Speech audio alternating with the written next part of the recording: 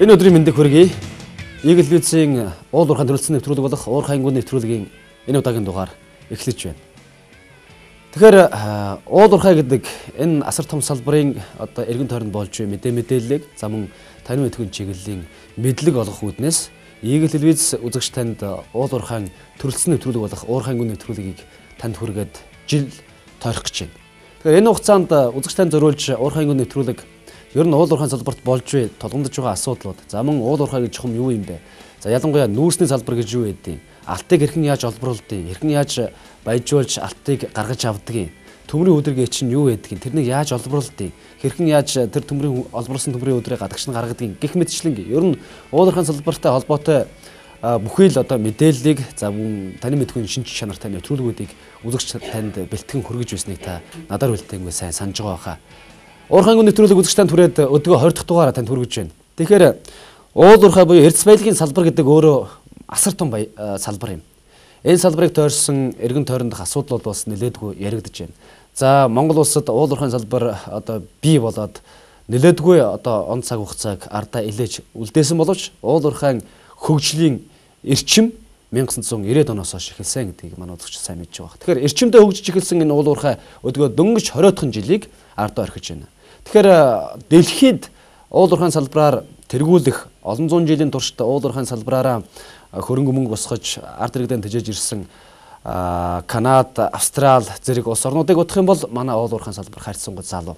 Тэгэхээр энэ утгаараа ер нь уул уурхай дөнгөж одоо төвлөрч уул уурхайн салбар дөнгөж бие дааж оршин тогтнох гэж эхлэж байгаа энэ үед тулгамдсан шийдвэрлэл зохих асуудлууд бас нэлээдгүй гардаг. Тэгэхээр энэ бүгдийг уур хангуун нэвтрүүлэг ялангуяа яг одоо гэртэн суугаад үзэж байгаа үзэгч танд зориулж бэлтгэдэг. Тэгэхээр уул уурхайн салбарыг тойрсон асуудлууд дотроос ялангуяа сүүлийн үед яригдж байгаа асуудлууд юу вэ гэхээр эргэцсэн одоо таагүй орчин байна гэсэн ийм асуудлууд нэлээдгүй яригдж байгаа л да. Энэ талаар бас зөндөө нэвтрүүлгүүдийг үзэгч танд бид хүргэж байсан. Тэгвэл энэ удаагийн нэвтрүүлгээр ер нь уул уурхайн салбарт юу болоод байгаа юм? За уул уурхайн ялангуяа эрдэс баялагын салбарын энэ эргэцсэн орчин ер нь ямар байгаад энэ эрдэс баялагын салбарынхан эргэцсэн орчноо шинчлэе гэж яриад байгаа. За нөгөө талаас ард иргэд буюу орон нутгийн иргэд за ялангуяа монголчууд та бид яагаад уул уурхайн салбарыг хөгжүүлэхэд чөдөр тушаа болоод байгаа юм бэ гэдгийг өнөөдрийнхөө нэвтрүүлгээр эргэцүүлэе гэж би бодсон. Тэр юу гэвэл яг одоо миний гарт дөрвөн ширхэг юм одоо А4 хэмжээтэй цаас байна. Энэ дээр уул уурхайн салбараа аврын үндэсний хөдөлгөөний мэдэгдэл гэсэн мэдэгдэл байгаа. Тэгэхээр энэ яадаг мэдэгдэл вэ гэж үзэгч та бас гайхаж байж магадгүй. За нийтдээ 6 зүйл заалт бүхий ийм мэдэгдэл миний гарт нисчээд байна. Тэгэхээр энэ мэдэгдлийг 2010 оны 12 дугаар сарын 3-ны өдөр гаргасан байх юм. Яагаад уул уурхайн салбар болохгүй байна, бүтэхгүй байна, хууль эргэцсэн орчин нь тэмч таатай бос байна вэ гэд зарим хүмүүс бас гайхаж байж магадгүй юм л да. Тэгэхээр уул уурхай хөгжүүлээд өдгөө 200-300 жилиг ардаа орхисон ялангуяа Австралийн уул уурхайн салбар бол бас нэлээдгүй туршлагыг хуримтлуулсан. За өмнөх нэвтрүүлгээр бид уул уурхайн ялангуяа Австралийн тэр уул уурхайн эргэцсэн орчныг судлаад Монголын эргэцсэн орчин энэ хоёрын ялгаа дутагдлыг ярьсан нэгэн судлаачийн одоо яриаг үзэгчтэнд хүргэж байсан. Тэгвэл энэ удаагийн нэвтрүүлгээр бид Монголын уул уурхайн салбарт болж ялангуяа энэ эргэцсэн орчинтой холбоотой. За тэгээд хэзээ мөдгөө болох гэж байгаа бас нэг концертсон буюу одоо чухал уулзалтын талаар өнөөдрийн нэвтрүүлгээр өгүүлэх болно. Ингээд та сувгаас солигүй Eagle View-тэй хамт байгаарай. Уул уурхайн төрөлсөн нэвтрүүлэг болох уур хангуун нэвтрүүлгийн шинэ дугаар эхлэж байна.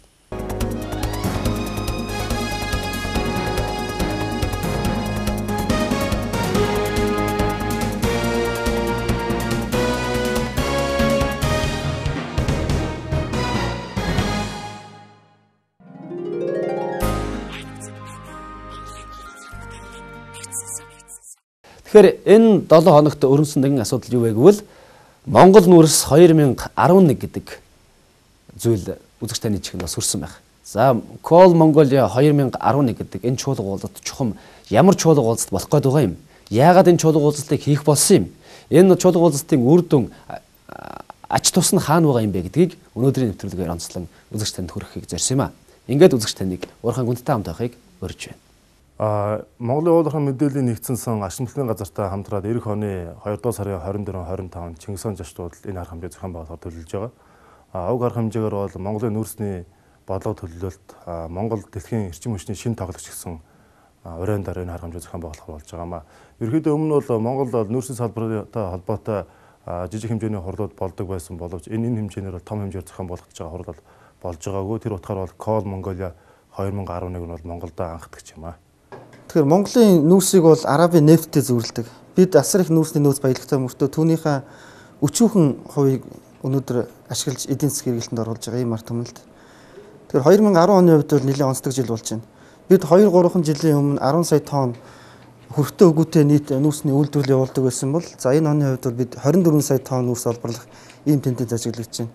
За энийг мөнгөн дүгээр хэлэх юм бол анх удаа нүүрсний салбараас тэрбум долларын бүтээгдэхүүнийг энэ жил бид үйлдвэрлэж байна, гаргаж байна гэсэн үг. Тэгэхээр энэ маань юу гэж хэлж байна гэхээр албан ёсоор нүүрсний салбар бол Монгол улсын хувьд зэсийн салбарын урд гიშгэж албан ёсоор бусад одоо эдийн засгийн салбаруудыг тэргүүлэх ийм хэмжээнд орж ирж байгаа юм. Цаашдаа дэлхийн эдийн засгийн өсөлт, хятадын эдийн засгийн өсөлттэй холбоотойгоор нүүрсний одоо олборлолт экспортын хэмжээ нэлээд хурдцтай нэмэгдэх нэ. Өөрөөр хэлэх юм бол ойрын одоо 2-3 жилийн дотор бид 40 сая тонн хэмжээнд за цаашлаад 100 сая тонн хэмжээний үйлдвэрлэл явуулах потенциал бол Монгол улсад байна. Тийм учраас Монгол дэлхий дээр эрчим хүчний шинэ тогломч одоо нүүрсээр болох бололцоо бол харагдаж байгаа юм. Энэ нүүрсний асар хурдтай үйлдвэрлэлийн өсөлтийг дагаад Монгол улсын төр бодлогоор урт болон богино хугацааны бодлого хэрэгжүүлж ажиллах шаардлагануудыг зүй ёсоор тавигдж байна л да. Тийм учраас бид бодлого тодорхойлогч болон үйлдвэрлэгч хөрөнгө оруулагчдыг нэг дор цуглуулад энэ одоо өсөлтийг одоо хэрхэн хангах хөгжлийн одоо бодлогуудыг одоо ярилцахаар энэ хурлыг зохион байгуулж байгаа өнөөдөр цаг үе болсон нэг ач холбогдолтой алхам гэж үзэж байгаа. Одоогийн байдлаар бол энд бол яг цэвэр Монголын уулуурхай салбар нүүрсийн салбарт бол үндсэн одоо томоохон төсөл хэрэгжүүлж байгаа компаниуд дээрээс нь үйлдвэрлэгч болон техник технологийн томоохон хөрөнгө оруулагч компаниуд бол оролцоорол мэдэгдчихсэн байгаа. Тэгэхээр чуулганы хамгийн гол зорилго юу гэхээр бид Монголын нүүрсний төслөлд өшөө их хөрөнгө оруулалт татмаар байна. Үйлдвэрлэлийг 100 сая тонноос дээш давуулж одоо давуулмаар байна. За энэтэй холбоотойгоор энэ үйлдвэрлэлийн том одоо тенденцийг бид нэр одоо дэд бүтцийн бодлогоор хөхүүлэн дэмжмээр байна. Хотчлтын бодлогоор хөхүүлэн дэмжмээр байна. За мөн зөвхөн ганц хятад гэдэг монопол ганц хэрэглэгчтэй биш, өөр Япон, Солонгос гэдэг шинэ одоо нүүрсний хэрэглэгчтэй болмоор байна. Тэгэхээр энэ бүх бодлогууд маань энэ хурлын үр дүнд шийдэгдсэн байгаасаа гэж хүсэж байгаа юм.